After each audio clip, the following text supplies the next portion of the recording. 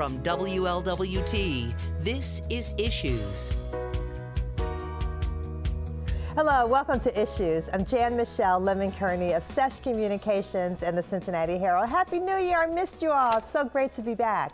Let me give a big thank you to Michael Bobo and Jennifer Moore, just fantastic co-hosts. To Michael, we'll be back next week, and we'll get Jen back on soon. So really appreciate all they did. So welcome back, everybody. So good to see you this new year. We have a lot going on today.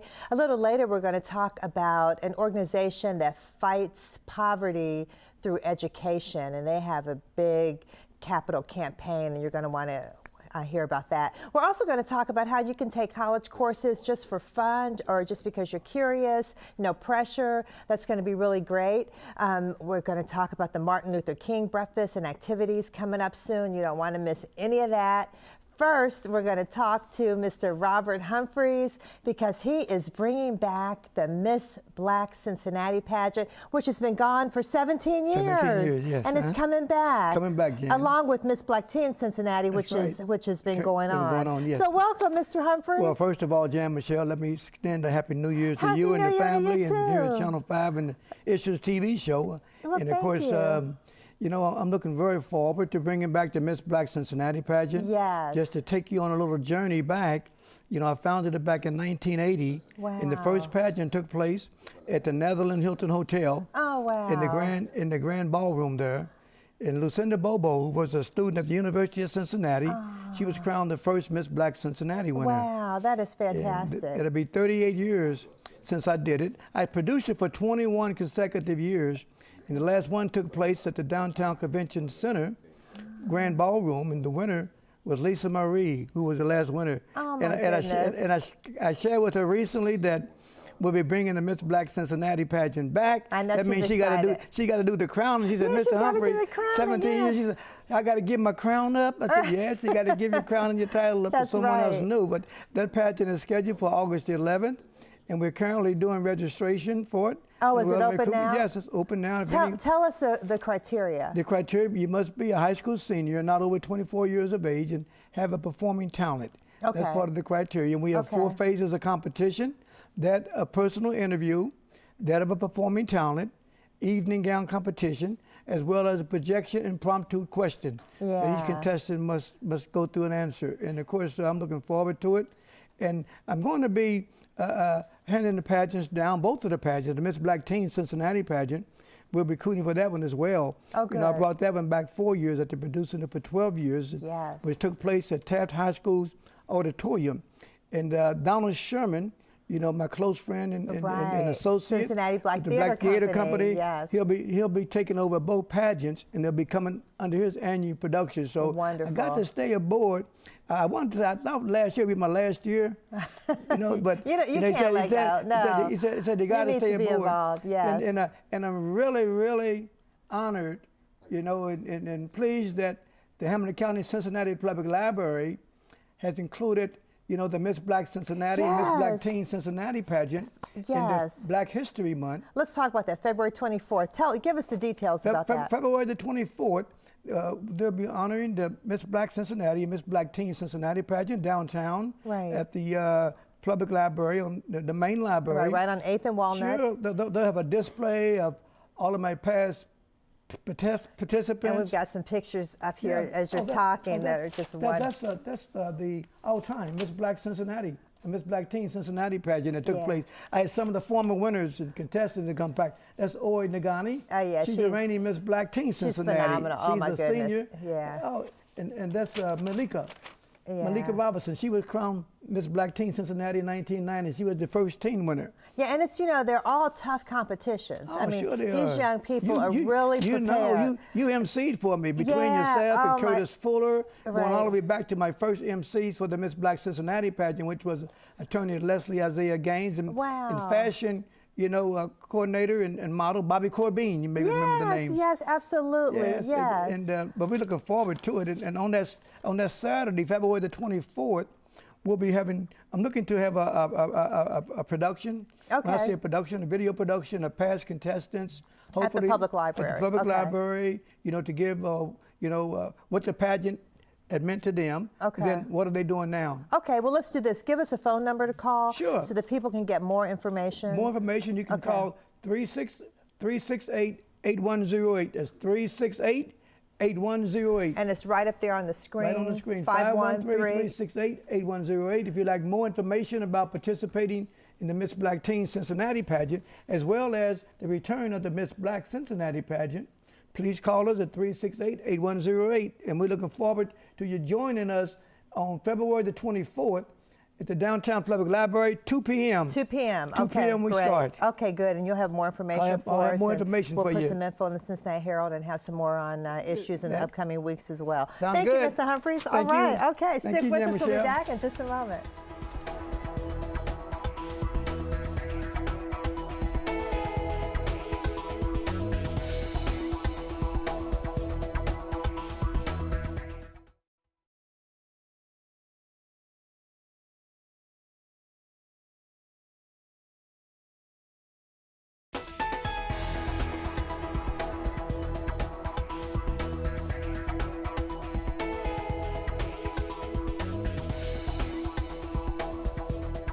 Welcome back. Really excited to talk about Children, Inc. Now, this organization is a nonprofit. It's been around 40 years, and their mission is to fight poverty through education. So let me introduce you to the founder, Rick Hulefeld. So good to see you. And Linda Black, who's a leader scholar, and you're a parent and grandparent of children involved with Children, Inc. Tell us about Children, Inc. I love the name. Well, we began 40 years ago with a very simple dream that all parents want something special for their children, and how can we help families be successful? So we started early with early childhood, and of course we have 15 five-star centers, which is the highest rating you can get. Wow. But then we realized that there was much, much more that we could be doing. And ultimately, we now work with really cool things like with the families and leadership scholars, but we also are now helping a little over 1,500 high school students create a post-secondary plan. Wow. So that when they leave school, they're either going to college or they've got a very concrete idea about what they want to do after college, and so we help them get there. So we're excited about that. So you're starting with really, really young children and really moving them up through college. Right. Yeah. Oh, that's fantastic. With the help of the United Way, we actually start prenatal, and we do home visitation. Oh my goodness. So it's always with the belief that it's families. If we can help families be more effective, we're all going to be winners. The families, the children, the community. And so it's always, what does that partnership look like? How can we be a better partner? Right. And that leads us to Leadership Scholars, because that's built on a huge platform of respect for families. That's fantastic. Now, Linda Black, you got involved with Children, Inc. through Leadership Scholars, or tell us about that. Well, I got involved. They made an announcement at my church. If you were interested in learning more about how to help your child get to college, sign up for this session. And so I signed up for the session. Right up. I signed right up. I got more than I bargained for. So tell us about that. Well, it was an eight-week program, and it's a one-night commitment a week. I went on Monday nights. It's a 2.5-hour session, and you learn about tools and techniques that will help get your child into college, like scholarships, grants, tuition reimbursement through your job, you know, if they're working. That's for the adults. Right. And you also learned about mindfulness techniques, learning to calm your mind before you go to school. Oh, wonderful. Or, yeah. That is just awesome. a lot more than I bargained for. I love that, though, because so many people have a dream of college, but they say, there's no way I can afford it, there's no way I can get there, maybe I'm not prepared. Yeah. But it sounds like Children, Inc. just says, oh no, we're going to get you there. And Well, here's how. Yeah. Well, Jan, the brilliance of this Leadership Scholars is, and it was founded by a Dr. Pat White and her daughter, Dr. Susie White. I know Dr. White. Oh, my she's goodness. amazing, She used to absolutely be at, amazing. Summit Country Day. Yes. She is Absolutely. awesome. Oh, And my Summit Country goodness. Day still does some amazing work where the high school students go into one of the city elementary schools, and the high school students talk to sixth graders about dreaming that you could go to college. But what Pat and Susie put together is this 8-week experience where parents go from thinking, hey, I can't possibly afford college. Something like 32% of our parents start out thinking, yeah, my kid could afford it. And when we finish 8 weeks later, 93% say, they can afford it, and I know how to make it happen. And that's great. And that's what Linda's saying. She got more than she bargained for, which is in a good way. Yes. But let's talk about your capital campaign, because right now you're in the middle of a $5 million capital campaign. I hear you've raised over $3 million already. It's going really well. It is going really well, because what Children Inc. does is basically it's involved with families prenatally, as I said, all the way through high school. Right. And so what we've done on the Cincinnati side is open 4 new early childhood centers.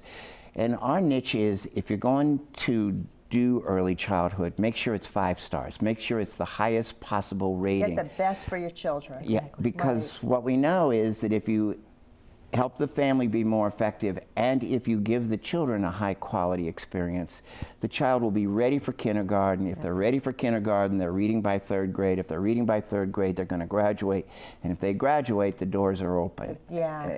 And the world is open to them. So tell us, how can people contribute to this $5 million campaign and learn more about Children Inc. and all these 15 centers that you have, which is wonderful? Well, it's pretty simple. It's just, you can Google Children Inc. or it's www.childreninc.org, and there's a lot, or you can just call us at our number 431-2075. And give us that number again. Okay, yes, it's 859-431-2075. Okay, 859-431-2075 for Children Inc. And I just want to say, too, that we're going to make sure people can connect to Children Inc. through WLWT.com, so it'll be really easy to find.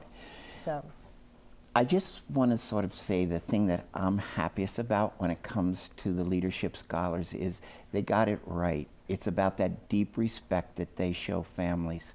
What we know is if we want a child to go to college, the families are essential. Without the family, that's right. Without the family, it's like swimming upstream with one arm. Right. Yeah. I love that. Well, thank you so much. You guys will have to come back. Thank you for having us. Congratulations and good luck with this capital campaign. I know it's going to be successful. It's already really on a great start. Right. So you'll come back soon, right? Right. We will. Jen, thank you very, very much. Okay. Thank you. Stick with us. We'll be back in just a moment.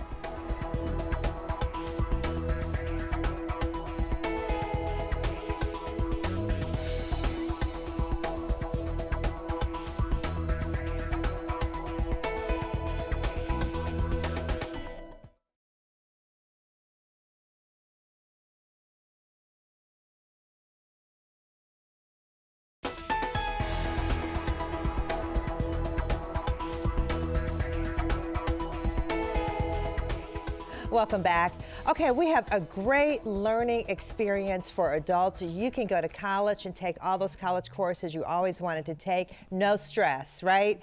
The Osher Lifelong Learning. And it used to be called Learning in Retirement. Yes. So, and it's at UC. So let's start with Deb Price and Tom Sunderman introducing you.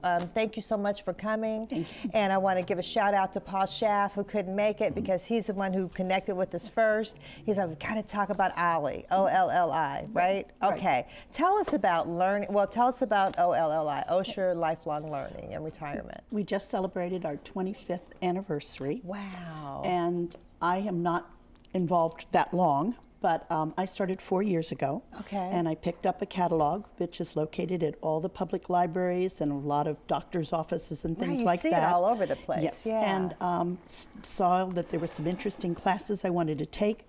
And 6 months later, I thought, I can teach a class. And so I did a 1-hour lecture. And from then, I've taught about 30 different ones since then in 3 years. So now what area are you teaching?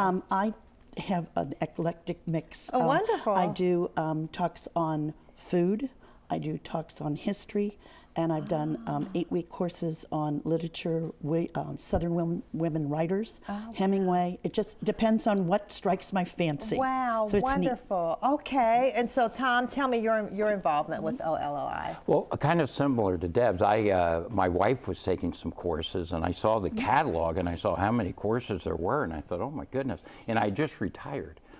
So I was looking through, and I found a couple of courses I thought I might like to take. And it was so enjoyable.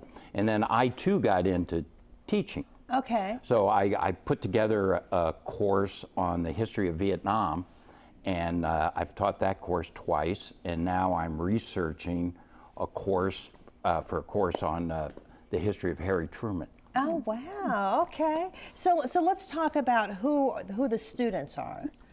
We have anyone from 50 on up. We're not considered teachers, we're considered moderators. Yeah, if you I saw are that teaching. your title is moderator. Right. And that is so that you don't have that feeling that you have to, listen to the teacher, that a lot of ours are give and take type of courses. Right. And we really want the people to participate.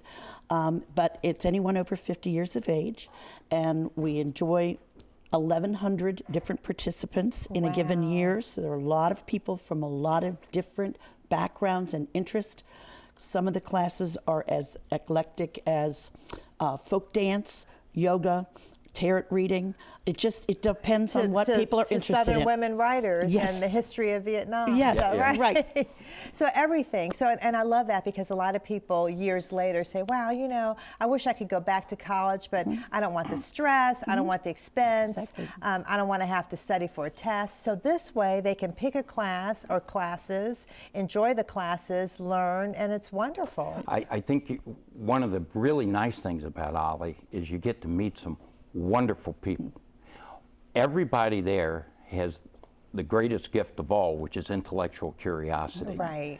All these classes are electives. Think of going to college and you only have to take electives. Right. you wanna take. No core Right. courses, No, none of that right. stuff No. you don't want, And just all the fun stuff. People are very, very interested. They come prepared, and they have good questions and things like that. It is really, really a lot of fun. So you can really learn a lot, but Absolutely. there's no stress and really no pressure. Right.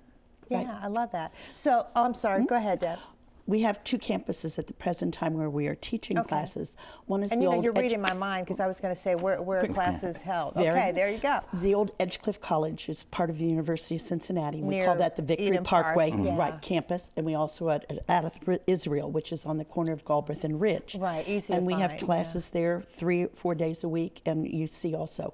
But we also have what we call treats, and those are trips or off-campus type of thing, and we go to the Irish Cultural Center this semester.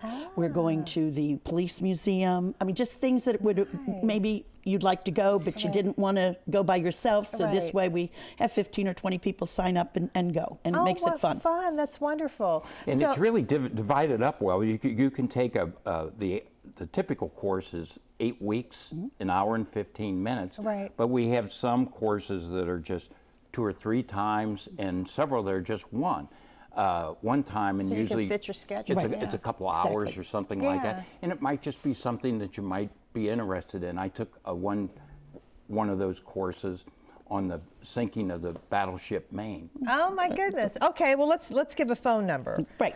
Now the number I have, I don't know if it's going to come up on the screen, but it's 513-556-9186. Right, that's the office. And Okay. if you're interested in getting a catalog, our classes begin the first week in February. Okay, give us that number again. Right, 556-9186 is the Ollie office. Okay. And they can send you out one of the catalogs, or as I said, you can pick them up at any of the public libraries. They're out and about. But that'll give you an idea. We have over 160 different offerings this semester alone. Wow. So if you can't find something, there's got to be something wrong. Okay, and if you're interested in teaching, that would be a good number to call That too. would be also, and they would give you the 513-556-9186. process on how you submit a class and what you would be interested in teaching, and Okay. we go from there. Great, and classes start in February, so registration is open now? It starts the 16th. Is January when register. 16th, Right, so you've okay. got a little bit of time to look through that catalog and Okay. decide what you want to take. Fantastic, thank you so much, Thank you both of so you. much. Thank you. Stick with us, we'll be back in just a moment. We're going to talk about Martin Luther King weekend.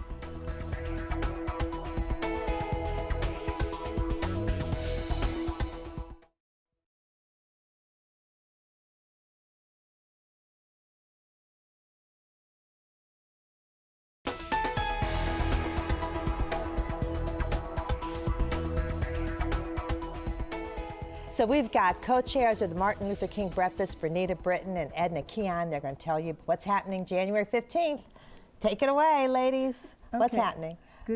This year we have Deandra Means, who's going to do a reenactment of Dr. King's speech. Oh. And we're going to have songs as well as student presentations. Fantastic. And we will have Pastor Paul Booth as well as Marianne Bressler. Oh, wonderful. That is fantastic. And then, Ms. Britton, you were mentioning the youth being honored. Tell us about that. Yes, one of the things that we're now doing with the breakfast is really promoting the importance of youth. So any of our youth that have graduates from the Youth Docent Program will can volunteer to become part of the Youth Leadership Program that we have that's connected. And we have 5 outstanding youth honorees from across the area of that's Cincinnati. Fantastic. And I also understand Soul Brothers, the group of young people, they're from different high schools, and they've donated like thousands of shoes.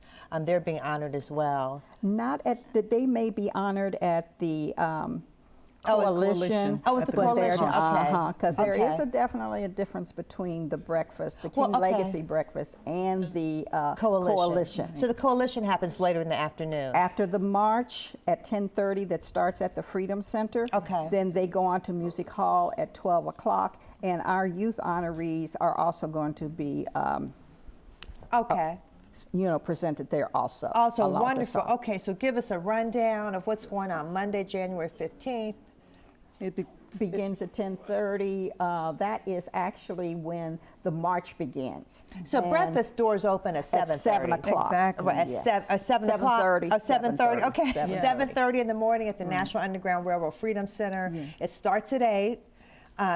Tickets, I think, are sold out, but if people want to call, let's give them that number, 513. Go ahead, Edna. 333-7706. Okay, so people can call. We hope they already have their tickets, though, because the Martin Luther King breakfast sells out every year. It's packed. But people can line up right there at the Freedom Center at 10:15. I understand the march starts at 10:30. Right outside by the theater on Rosa Parks. That's great.